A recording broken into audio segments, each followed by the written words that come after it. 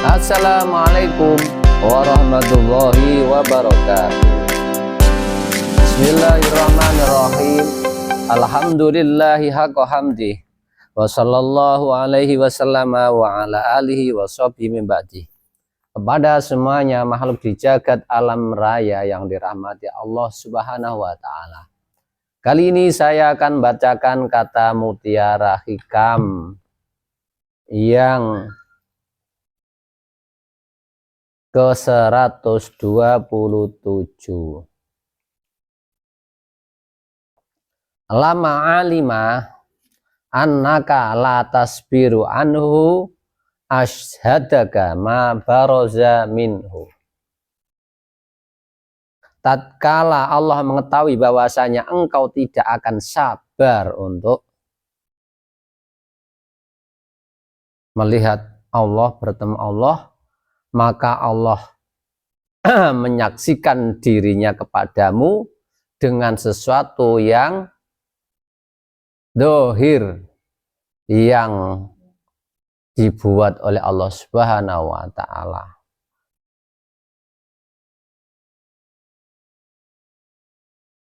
Allah Subhanahu wa ta'ala menjelaskan bahwasanya segala sesuatu yang di dunia ini dibaliknya ada ruh. Makanya di bagian yang kemarin kita disuruh melihat apa yang ada di balik segala sesuatu ini. Dunia ini kita deteksi dengan akal dan panca indera. Ruh ketika di dunia ini tentu mewujud sesuatu yang bisa diakal dan dideteksi panca indera. Karena itu di dalam Al-Quran itu disebutkan atiullah wa atiur rasul wa ulil amri minkum, taatlah kepada Allah. Taat kepada Allah nggak mungkin bisa, kita nggak mungkin bisa, karena Allah itu maha ruh yang sifatnya nuroniyah, nur yang lembut, atau istilah sekarang ya gelombang. Kita panca indera dan akal kita nggak mampu. Allah maha ruh, maka Allah menyaksikan dirinya lewat sesuatu yang bisa disaksikan panca indera. Karena nggak bisa taat kepada Allah, maka wa'atiur rasul, taatlah kepada Rasul. Rasul ini juga rohaniyah, makanya rohaniyah ini menempati wujud manusia yang disebut nabi. Nah, itulah Allah memberikan persaksian pada manusia lewat Nabi Muhammad, Nabi terakhir. Sudah tidak ada Nabi setelah itu, terus gimana Allah mempersaksikan dirinya di dalam ayat innani anallahu la ilaha illa ana fa'budni, sungguh saya itu Allah, innani anallahu la ilaha illa ana, tiada Tuhan kecuali aku, fa'budni maka ibadahlah kepadaku. Ya, itu wahyu itu yang ngomong, fisiknya Rasul. Jadi Allah mempersaksikan dirinya yang sifatnya maharuh, nur yang berupa nur, maka Allah menurunkan nurnya dunia dibalik Nabi itu, kemudian fisiknya mewujud sebagai Nabi. Zaman sekarang lalu bagaimana? Nabinya kata Nabi terakhir, Rasulnya Rasul terakhir. Terus gimana? Manusia ini kan nggak bisa menyaksikan perwujudan Allah Subhanahu wa ta'ala. Karena itu lanjutnya ayat wa ulil amri minkum. Karena nggak bisa menyaksikan Allah dan Rasul, kemudian kita menyaksikan ulil amri minkum, orang yang dikasih wewenang dalam mengemban masalah urusan Allah dan Rasul. Karena itulah al ulama warasatul anbiya, ulama itu pewaris para nabi. Tapi al ini alif lam li lil khusus, menunjukkan arti khusus. Ulama khusus, bukan ulama sembarangan, ulama yang mengemban ruhaniyah Nabi Muhammad yang saat ini yang diwarisi dari gurunya, gurunya diwariskan dari gurunya, dan seterusnya sampai Nabi Muhammad. Sebagaimana tanah sebidang jika diwariskan kepada katakanlah si A, maka ya utuh yang diwariskan ya tanah sebidang itu. Sama sebetulnya, walaupun yang mempunyai dari si A pindah ke B, statusnya yang pemiliki, tapi isinya tetap sama, isinya tetap tanah sebidang karena diwariskan tanah sebidang. Itulah ulama pewaris para nabi. Juga di hadis lain disebutkan, setelahku pada zaman dulu Bani Israel ketika nabinya wafat diturunkan nabi lagi. Namun zamanku aku adalah nabi terakhir. Lalu bagaimana nabi? Kami ini, jawab nabi, nanti akan datang khalifah-khalifah banyak setelahku. Maka berbaiatlah engkau kepada mereka yang utama dan ikutilah mereka. Itu ada hadis Nabi seperti itu. Jadi penerus nabinya nggak ada, tapi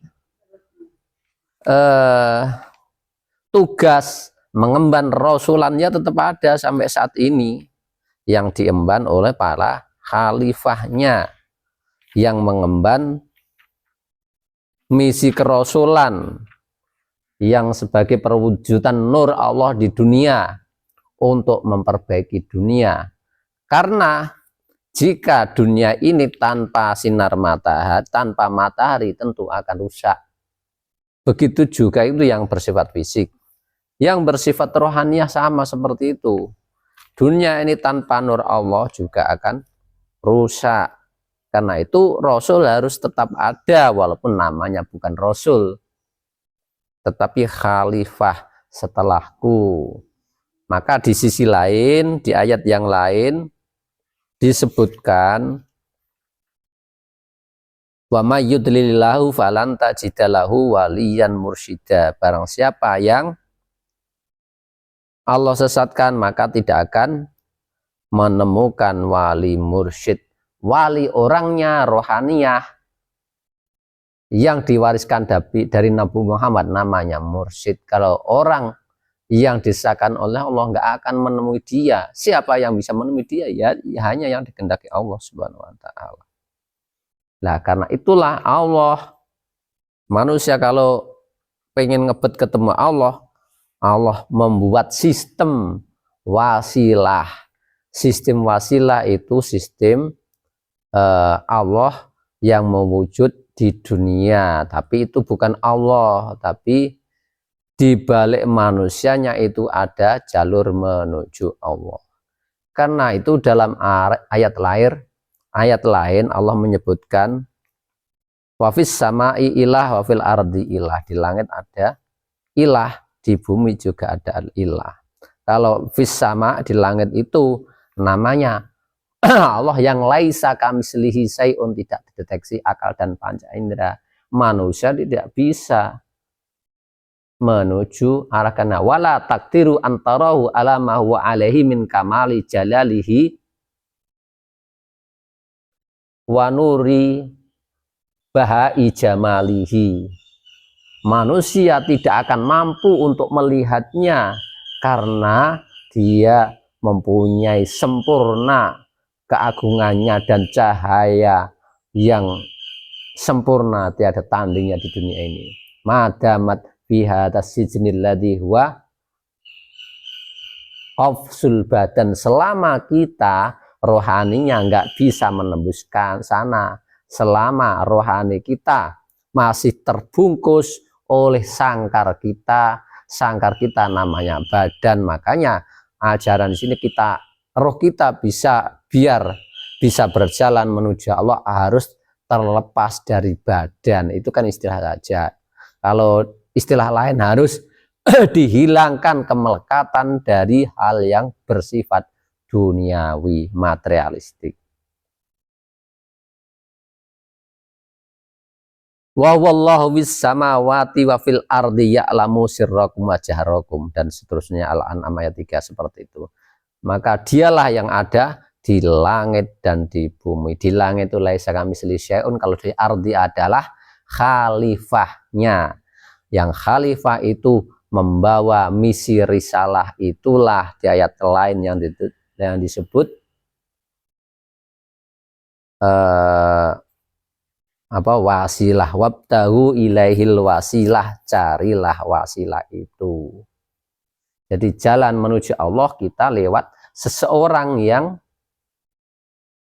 dikasih rohaninya jalan menuju Allah lewat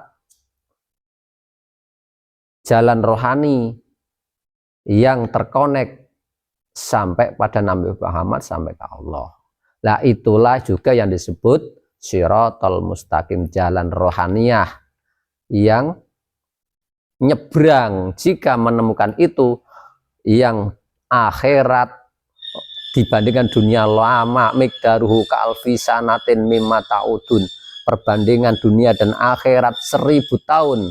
Dunia itu sama dengan akhirat 1 hari. Itu berbanding. Kalau kita ke akhirat pakai cara manual beribu-ribu tahun seperti itu. Tetapi ketika menemukan Shiratal Mustaqim, ya kita nyebrang dengan cepat kilat.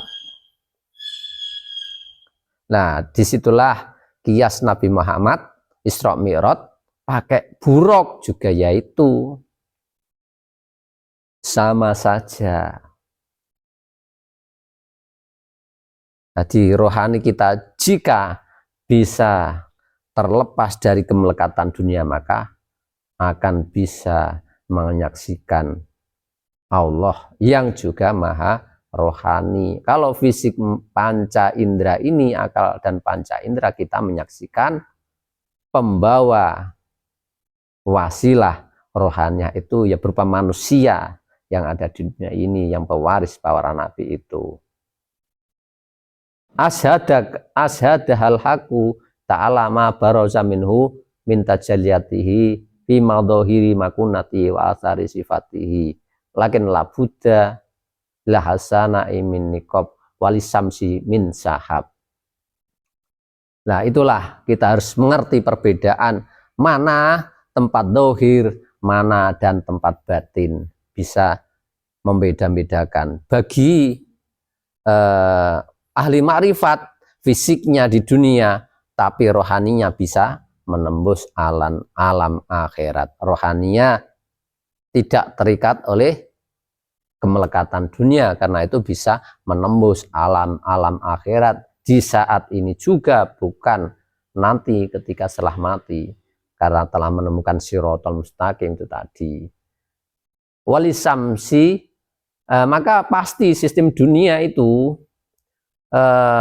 segala sesuatu yang baik, ada juga yang buruk. Matahari ada mendungnya, matahari ketutup oleh mendung, ya sistem seperti itu memang sudah terjadi, memang sistem yang dipakai Allah.